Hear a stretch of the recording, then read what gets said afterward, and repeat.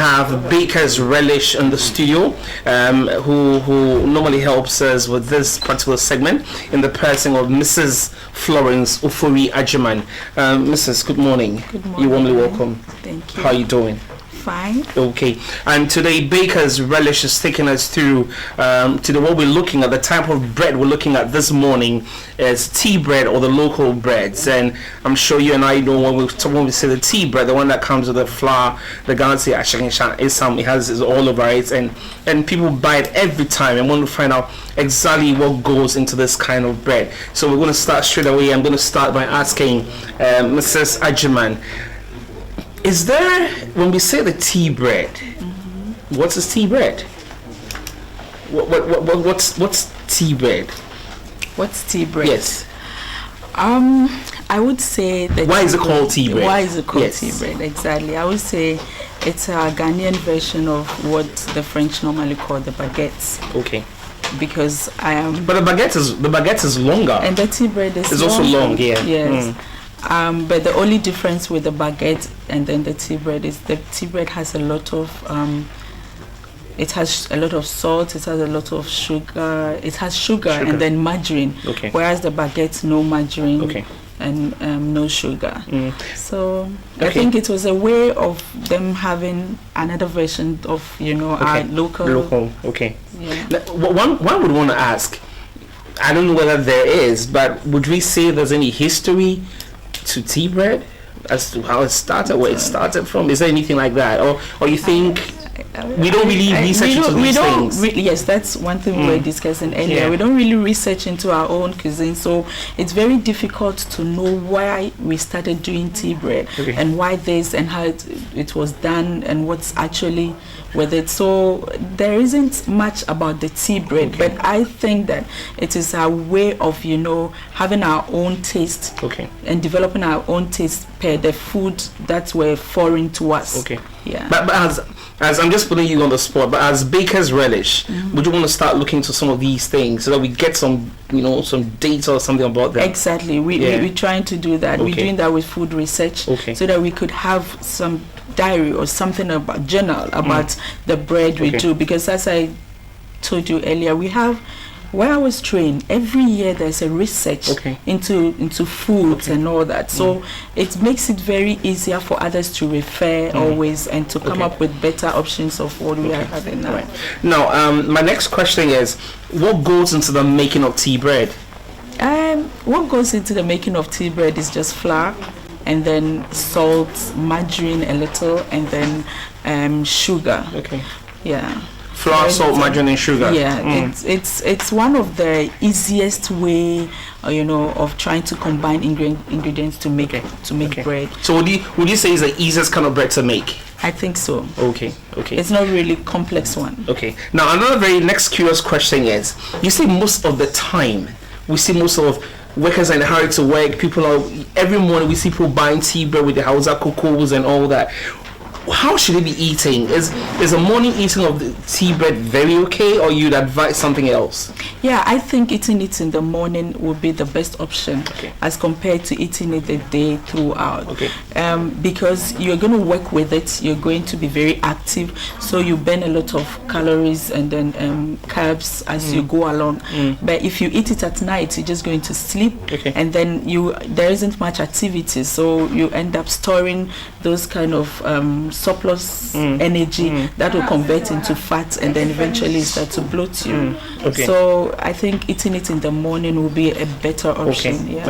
Are there alternatives to tea bread?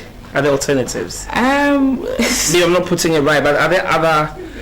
Let's have a little education about what we are doing here. When you take the wheat, a grain of wheat, it has layers. The first layer is what is called the bran, and then the second layer is what is called the germ, and then the middle one is the last one is what is called the endosperm. But when you mill all these things together, it gives you the fiber and the nutrients that a bread should have. But when we talk about the refined flour, that's where we are talking only about the endosperm. But one tricky, I would say, thing about the endosperm is it gives us the taste we want. So when you do tea bread, our local tea bread with a whole wheat flour, the taste must not be as you would have wished it would be. Okay. So that's the only problem. But if you want a whole nutrition of a particular bread, I think going in for the whole wheat would be better. Yeah. Okay. All right. Now, quickly, I know in the few weeks to come we're looking at all that, but what are the clear-cut differences between tea bread, sugar bread, brown bread? Are there clear-cut differences? Yes. Okay. By the way it is and I'm sure we'll look at that. We'll look at them, okay. yes, because today we're talking about the tea bread and all that. So. Now, in terms of the tea bread, most of the time we see flour, we see some flour on the bread. This is for a reason. As I was telling you earlier, because I think it came about as a result of trying to do a different bread that is foreign, and most of these foreign bread I told you about, that standard bread, it's dusted for as to why they do that. It doesn't really have any nutritional benefits or anything, but just to make it different from the ordinary.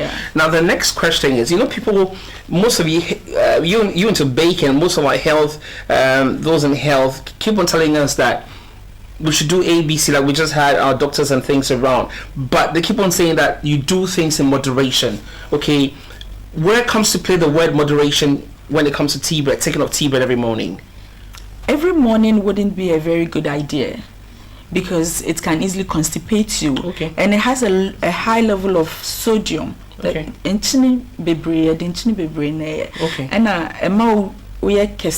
Because it contains a lot of carbs and all that. So eating it every day, it wouldn't help you. You have to blend it with the whole wheat, or with a lot of salads, like we were saying the last time, with soup, and drink a lot of fluids when you take it. So you have to be moderate with what you're eating if you don't want to be constipated. And constipation is a very worrisome kind of condition for a lot of people, especially from 30 going, when your system so is people can have side effects when it comes to tea bread. Yes, you can, I would say, because if you are somebody on a low sodium kind of diet, you're not supposed to take tea bread, because its sodium level is higher. Are we educating people on that? I'm not sure. I'm not sure. I mean, that's why we're using this medium. Yes, that's why we're using this medium too, because somebody might buy tea bread for the simple. Can you say that in a can? Just a little bit. Can you say that in a can? Because most of our callers who watch this would also want you to mix a little bit with. So once in a while. But that's important point about the salt bit, the sodium, and all that. Yeah, catch us a main dinch now, and who he has already tea bread baby, because and chinina womuni dosu essay or other things, and our tea bread and kasano a little bit of everything. Actually, and you can say sugar gum, because of say it is a baguette, and you can say this sugar gum, and then you can cramp percent margarine and so a gum, but yeah develop here in cousin, so that suits us. So when you come into the moderation kind of thing, I mean, you're not supposed to take too much of everything. You should be moderate with it. Now with the tea bread again, how should it be taken? What should it be taken with? My normal tea, what should it be taken with? What would you advise? Or it goes with anything? It goes with anything. But maybe if you say tea bread, no, we say first we say tea, eggs and all that. You see, at your breakfast, you need protein, you need calcium, you need energy, because you are starting the day, right? So if you take it in the morning, it boosts your energy levels and all that. Now people could call you and tell you the side effects that they have. Would you be okay to give advice when that happens? Because like you're saying, it could have side effects. It has. I told you it's low in fiber. We are using oil, and we don't put a lot of things in it. So do we have different kinds of tea bread? Does it come in forms and sizes? Yeah, there are ones that they don't dust, but it's still the tea bread. And then the other, people that shine away from sugar are those who fall under the tea bread kind of category. Or me pay sugar into no me pay say me do tea bread. Okay. Because any sugar be bread, but was sugar. Yeah. And even if you don't add sugar to the flour at all, after everything it converts back to sugar. So yeah. So the tea bread, of course, everything has a shelf life. How about the tea bread? Would we say it has a shelf life? Or this can also be okay when it goes into the deep freezer? You know, the way we make our tea bread, it's not like the other conventional bread that are a bit heavier. It's lighter. It's very, very light. So if you see, the tea bread is baked on the spot, sold on the spot, and then eaten on the spot. Even though it has a shelf life, but after a day or two, it doesn't really taste the way you want it to taste. Okay, now so I know we'll be looking at the different types of bread as we're doing. But I just want a clear-cut difference between the tea bread and the sugar bread. For example, the sugar bread contains a lot of sugar, a lot of fat, and there are other additives. Okay. Yes, to the sugar. But the tea bread is a common and easiest bread. Yeah. Okay. With a little sugar, with a little salt, with salt, with a little margarine. Probably they might add nutmeg to it if they want to give it a flavor. But others will add yeast. They will add baking soda. No, the tea bread. They will add yeast. They will add baking soda. They will add baking powder. All these are raising agents, and they are not very necessary. All right. Okay. To add, because if you add salt and you add baking soda, it's like you put in 2 sodium. Together. Wow. And it has a lot of effects too. Until diabetic or somebody. But the question, the question is, Mikotoa, how would I know that this and this is in there? Because tea bread has no labels, it has nothing. You know? So therefore, how do we know you're buying something that doesn't have too much of soda or sodium or that? You know, that's very tricky.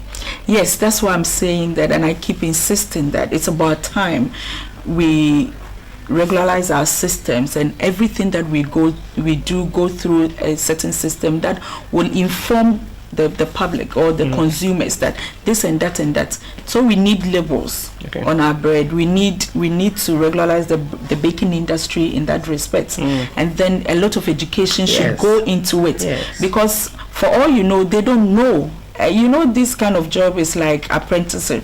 Today you learn from another person, so the person passes on what he knows to you, but as to whether it has a base or any effect on the human health, nobody tells. So it's about time we try to, and I think this medium is a very good medium if bakers would like to watch, and then they will learn that it's not everything that they have known before that is good for them now. Okay.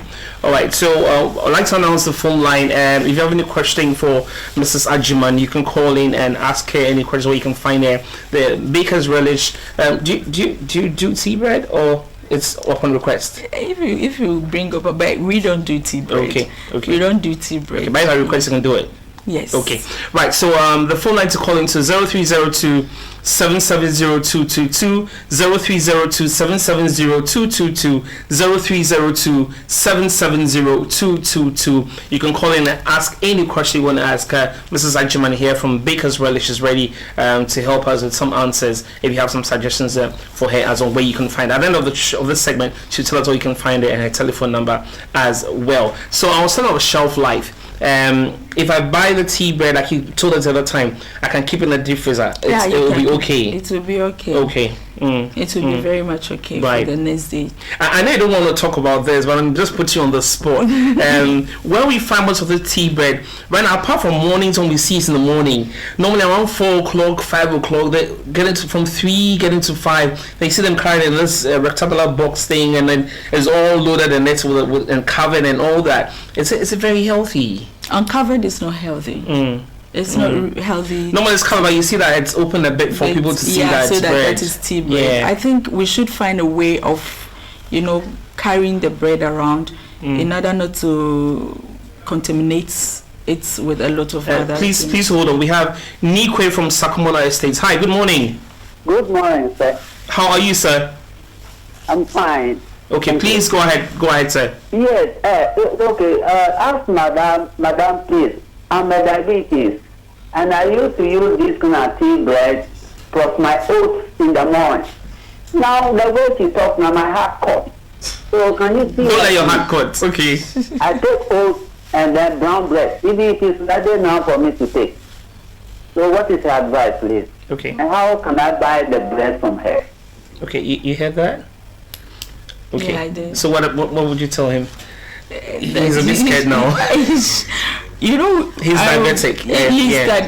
and then there's, so if you know the things that you're not supposed to take, we've mentioned salt here, and we've mentioned that it doesn't And have he likes a lot tea of bread, and tea bread has salt. Yes, a lot So of that's them. scaring him now. And we've talked about fiber here, that it doesn't contain a lot of fiber.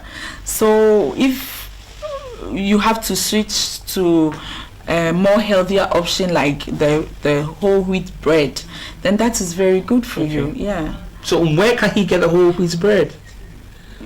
You can contact me. I can. So like I said, he was asking where to get you. So Nikwe will definitely get you her number. You know, if you remember the first time we're saying that if you're diabetic, there should be a bread that suits you, and the millet bread is the best option for you. And we have it out there? Yes. We have millet I have bread. millet bread. Okay. Yes. But so the options for him like this, would that be a very good option? Yes, it will be a good option. Okay. The millet will help him more than all other bread. We're still talking bread and health, like Nikwe's case. Yeah. We have hi, good morning. Hello, good morning. Your name, sir? My name is Everton. I'm calling from Accra. From Accra. My name is Everton. Okay. Please go ahead, sir. Yes, so I want to ask this question. Right, my question is, you were talking about tea bread. Although I'm not a fan of taking tea bread, but what about maybe this butter bread and sugar bread? Okay. Sometimes I buy it and then I have to put it in the fridge by consuming it within a week. Is there anything wrong about that? Yeah, Secondly, okay. You can answer him. He buys butter bread and sugar bread and then put it in the fridge. Yes, as I said earlier on, there isn't much that's wrong with that. But the only thing is, when you put bread in the fridge, it becomes harder and drier faster. It doesn't lose nutrients or anything, but it becomes. But if you put it